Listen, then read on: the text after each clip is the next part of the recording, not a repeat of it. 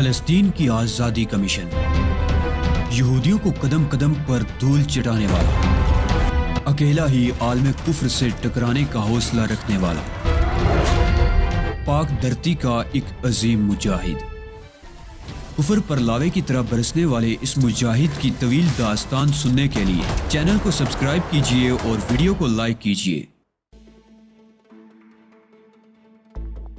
میں پہلے ہی کہہ چکا ہوں کہ میں ایسا ہرگز نہیں کروں گا، یہ ہمارے حق میں خطرناک ثابت ہو سکتا ہے۔ بے وقوفی مت کرو علی، تہذیب کا لہجہ ملتجیانہ ہو گیا۔ کیا تمہیں اندازہ ہے کہ اس طرح ہم بے بسی کی حالت میں مارے جائیں گے؟ ہاتھ کھلے ہوں گے تو ہم کم از کم اپنا دفاع تو کر سکیں گے۔ ان لوگوں نے ہمارے ساتھ جس جارحیت کا مظاہرہ کیا ہے اسے تم اپنی آنکھوں سے دیکھ چکی ہو۔ ایسا معلوم ہوتا ہے کہ سفاکی اور بے رحمی ان لوگوں پر ختم ہے۔ وہ ہمارے ساتھ ذرا برابر رعایت کرنے کے موڈ میں نہیں ہیں، لہٰذا ہمارے لیے بہتر یہی ہے کہ خود کو حالات کے دائرے پر چھوڑ دیں اور انہیں زیادہ سے زیادہ غلط فہمی میں مبتلا کرنے کی کوشش کریں۔ تمہاری باتوں سے شکست خوردی ٹپک رہی ہے، تہذیب نے جھنجھلائے ہوئے انداز میں کہا۔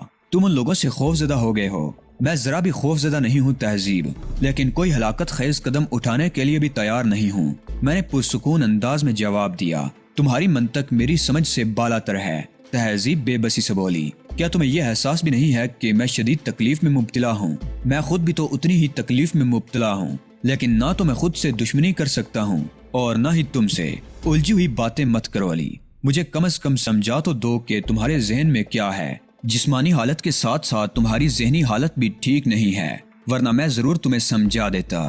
میں نے کہا، نہیں میری ذہنی حالت ٹھیک ہے، تم کچھ بتاؤ تو صحیح، میں سمجھنے کی پوری کوشش کروں گی۔ پہلے یہ بتاؤ کہ تمہارے خیال میں ہم کن لوگوں کی قید میں ہیں؟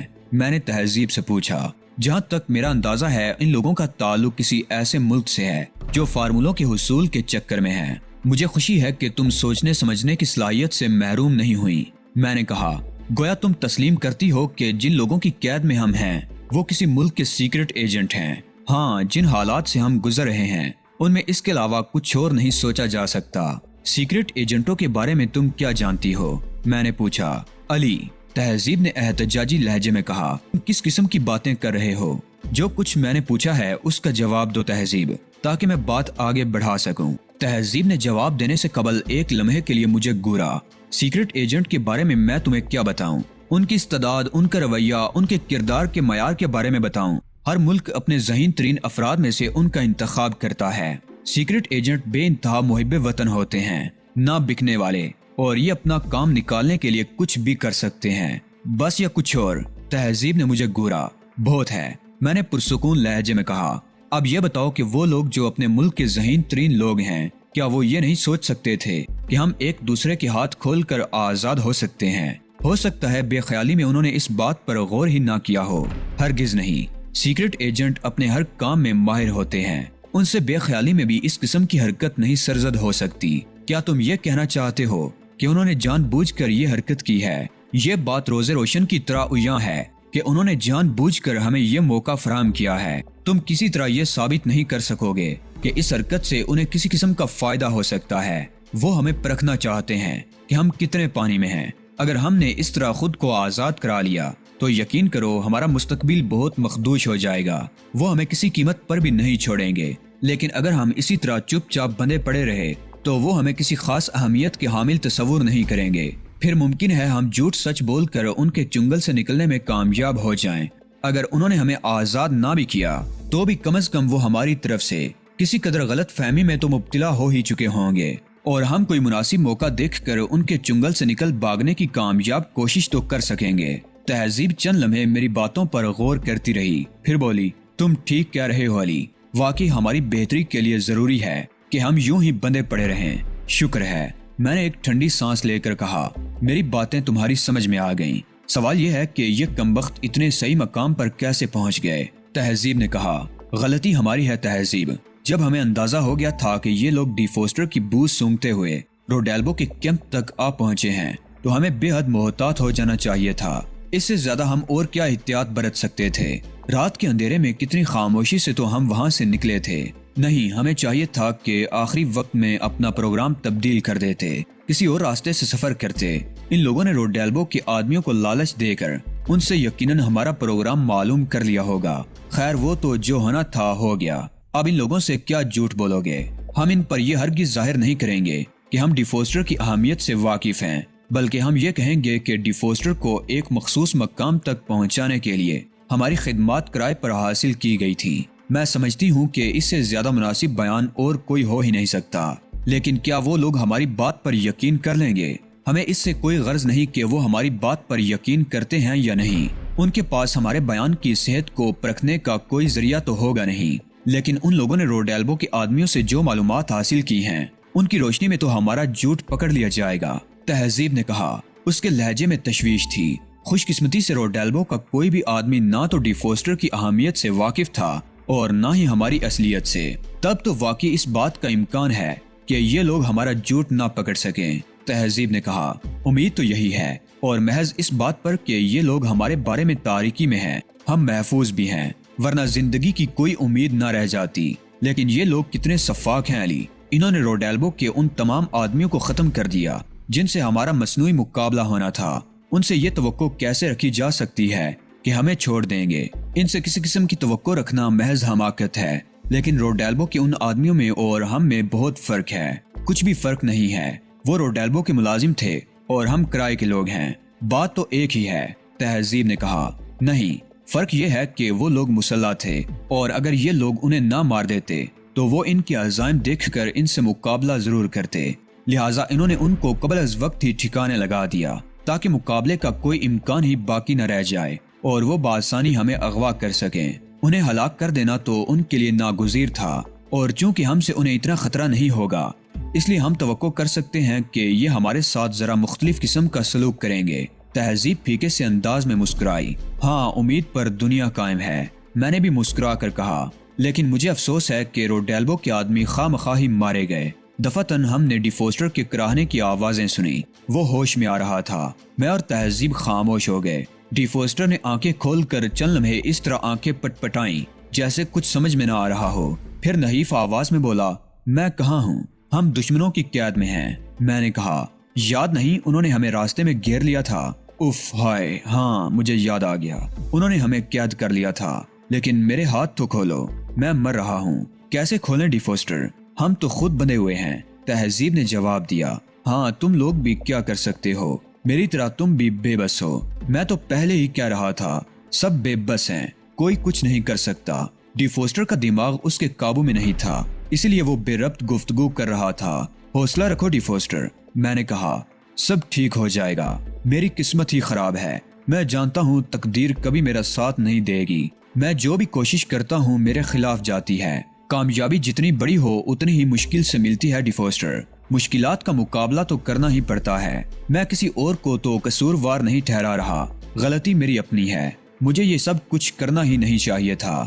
جن لوگوں کے لیے میں نے خود کو خطرے میں ڈالا انہوں نے ہی مجھے اس حال کو پہنچا دیا۔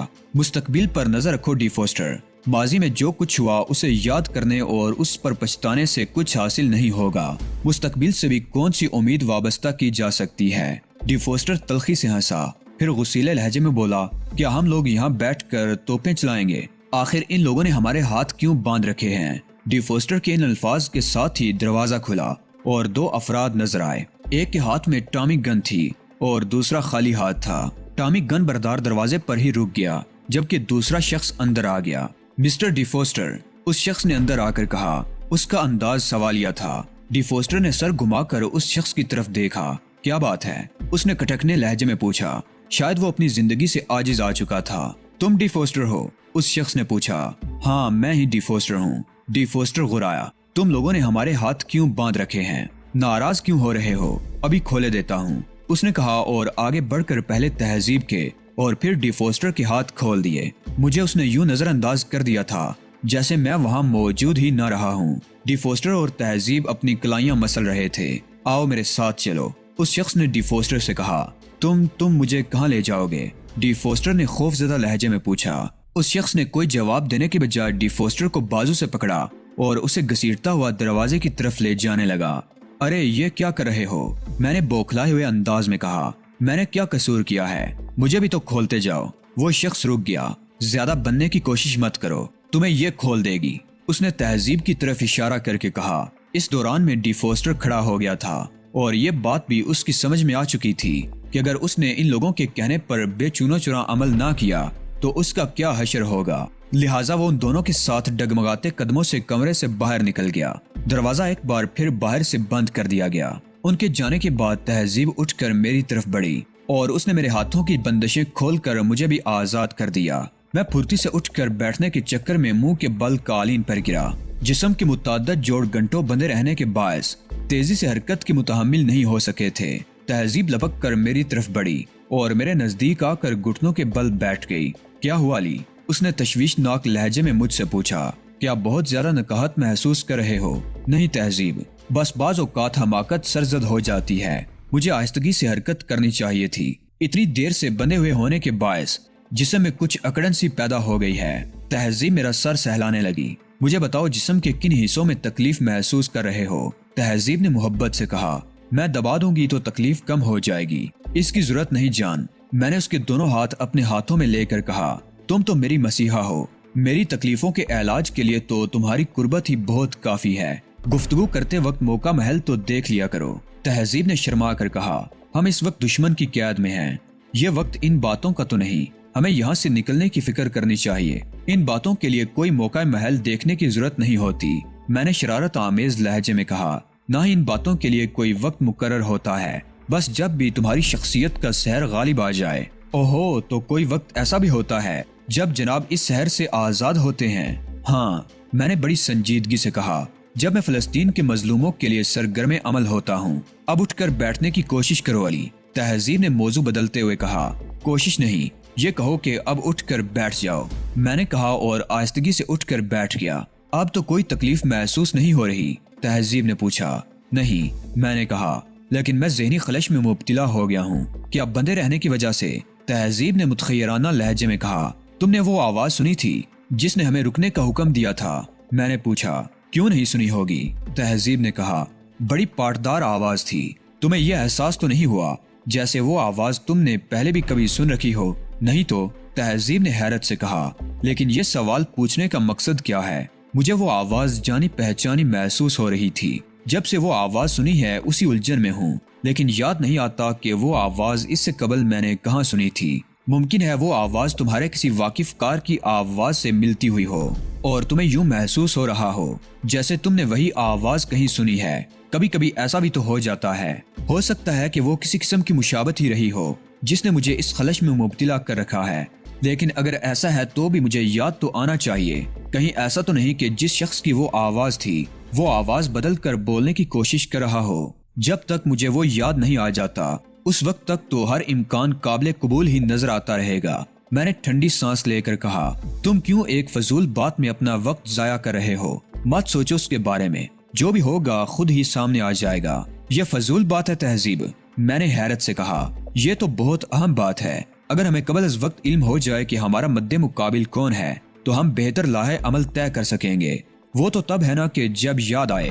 میں تو کہہ رہی ہوں اگر یاد نہیں آ رہا تو ذہن پر زور مت ڈالو، خود ہی یاد آ جائے گا۔ میں خاموش رہا مگر میرا ذہن بدستور الجھا ہوا تھا۔ آخر وہ آواز مجھے شناسا سی کیوں محسوس ہوئی تھی؟ ان لوگوں کے بارے میں کچھ اندازہ لگایا علی؟ ان کا تعلق کس ملک سے ہو سکتا ہے؟ صرف اندازن ہی کہہ سکتا ہوں کہ یہ فرانسیسی سیکرٹ سروس کے لوگ ہیں۔ اس نقطے کو ذہن میں رکھتے ہوئے غور کرو۔ ظاہر ہے جس شخص کی آواز ہم نے سنی تھی اس کا تعلق بھی فرانس سے ہی رہا ہوگا۔ میں پہلے ہی بہت غور کر چکا ہوں، میں نے مایوسی سے کہا۔ جتنے فرانسیسیوں سے ہمارے تعلقات رہ چکے ہیں میں ان سب کو اپنے ذہن میں دہرا چکا ہوں، لیکن نتیجہ وہی صفر ہے۔ اوہو، دفعتاً تہذیب اچھل پڑی۔ کہیں وہ اولیو ہاورڈ کی آواز تو نہیں تھی؟ کیا کہہ رہی ہو؟ میں نے حیرت سے کہا، اولیو ہاورڈ کا فرانسیسی سیکرٹ سروس سے کیا تعلق؟ یہ تو صرف ہمارا اندازہ ہے نا کہ یہ لوگ فرانسیسی سیکرٹ سروس کے لوگ ہیں۔ کیا ضروری ہے کہ ہمارا اندازہ درست ہو؟ تب بھی اولیو ہاورڈ کے ساتھ فرانسیسیوں کی موجودگی سمجھ میں نہیں آتی۔ میں نے کہا، لیکن یہودی قوم تو رنگ و نسل کے جھگڑوں سے آزاد ہے، تہذیب بولی۔ میں نے بہت زور سے اپنے ماتھے پر ہاتھ مارا۔ واقعی تم ٹھیک کہہ رہی ہو، اس پہلو پر تو میں نے غور ہی نہیں کیا تھا، حالانکہ یہ بالکل سامنے کی بات ہے۔ یہ بالکل ممکن ہے کہ ان لوگوں کا تعلق اسرائیل سے ہو۔ اسرائیل ہی دنیا کا وہ واحد ملک ہے جس کے ایجنٹوں کا تعلق دنیا کے کسی بھی ملک سے ہو سکتا ہے، تاہم وہ شخص اولیو ہاورڈ نہیں ہو سکتا، क्यों नहीं हो सकता? तहजीब ने पूछा। अगर वो ओलियो हावर्ड होता तो तुमने उसकी आवाज में शनासाई की झलक महसूस की होती। तुम्हारी बात में वजन जरूर है अली, लेकिन यह भी तो मुमकिन है कि वो किसी वजह से आवाज बदल कर बोल रहा हो और तुमने किसी किस्म की मुमासलत महसूस कर ली हो जिस पर मैं तवज्जो न दे सकी हूँ। वैसे भी मेरा उससे बहुत कम वास्ता रहा है, जबकि तुम उसके साथ बहुत रहे हो। मेरा मतलब है तुम्हारा और ओलियो हावर्ड का तो तकरीबन चूली दामन का साथ रहा है। अगर वो ओलियो हावर्ड ही था तो समझ लो कि हमारे बच निकलने के इम्कानात ना होने के बराबर हैं। ऐसी भी क्या मायूसी? तहजीब हंस कर बोली। वो हमें पहचानेगा कैसे? हम दोनों ही मेकअप में हैं। किसी खुशफहमी में मुब्तला होने की जरूरत नहीं, मैंने तंबीही लहजे में कहा। ओलियो हावर्ड के सामने किसी मेकअप की कोई हैसियत नहीं है। उसके बारे में सुना तो बहुत कुछ है। तहजीब बुरा सा मुंह बनाकर बोली। अब सामना होगा तो पता चल जाएगा वो है कितने पानी में। मेरी बात तुम्हारी समझ में नहीं आ रही। मैंने तहजीब को घूरा। एक तुम क्या, मैंने जिससे भी सुना है यही सुना है कि वो बेहद चालाक और अय्यार आदमी है, लेकिन हमारे मेकअप इतने मुकम्मल हैं कि ओलियो हावर्ड के लिए किसी मेकअप की कोई हैसियत नहीं है। जिस तरह आम लोग एक दूसरे को शक्ल देखकर या आवाज सुनकर शिनाख्त कर लेते हैं, उसी तरह ओलियो हावर्ड किसी शख्स को उसकी चाल डाल और जिस्म की दीगर हरकत से शिनाख्त कर सकता है। इसके लिए उसे किसी की सूरत देखने और आवाज सुनने की कतई जरूरत नहीं है। तहजीब ने हैरत से पलकें झिपकाईं। तो क्या वो तुम्हें भी शिनाख्त करेगा? तहजीब ने हैरत से पूछा। मेरी बात छोड़ो, मुझे अपने जिस्म की हरकतों सकनात पर इतना इख्तियार है कि जब चाहूँ सब कुछ तब्दील कर लूँ, लेकिन तुम्हारी वजह से मैं भी मारा जाऊंगा। तो अब यह भी तुम ही बताओ कि उससे बचने की क्या सूरत होगी? सिर्फ कोशिश की जा सकती है। कोशिश करना कि अपनी चाल के अलावा अपनी दीगर हरकत पर भी काबू रखो। लाइन ऑफ क्रोजल वाले मामले में उसे शिकस्त देने के बाद मैंने उसे बहुत बुरी तरह बेबस भी कर दिया था। उसने अहद किया था कि अपनी इस बेबसी का बदला जरूर लेगा। अगर उसे शुबा भी हो गया कि ये मैं हूँ तो जिंदगी की कोई जमानत नहीं दी जा सकती। तुम तो अपने साथ साथ मुझे भी खौफजदा किए दे रहे हो। तहजीब ने खौफजदा लहजे में कहा। मैं खौफजदा नहीं, फिक्रमंद हूँ और तुम्हें भी खौफजदा नहीं कर रहा, बल्कि मोहतात रहने की तलकीन कर रहा हूँ और महज एहतियातन कर रहा हूँ, वरना मुझे यकीन नहीं है कि वो आवाज ओलियो हावर्ड की ही थी। अगर तुम्हें यकीन है कि वो ओलियो हावर्ड की आवाज नहीं थी तो फिर किस बात का डर है? यकीन से उस वक्त तक कुछ नहीं कह सकता जब तक याद ना आ जाए कि वो आवाज किसकी थी, और जब तक याद नहीं आ जाता उस वक्त तक ये समझने में कोई हर्ज नहीं कि वो आवाज ओलियो हावर्ड की ही थी। इससे फायदा ही होगा, नुकसान तो कोई भी नहीं। एहतियात बहरहाल अच्छी चीज होती है।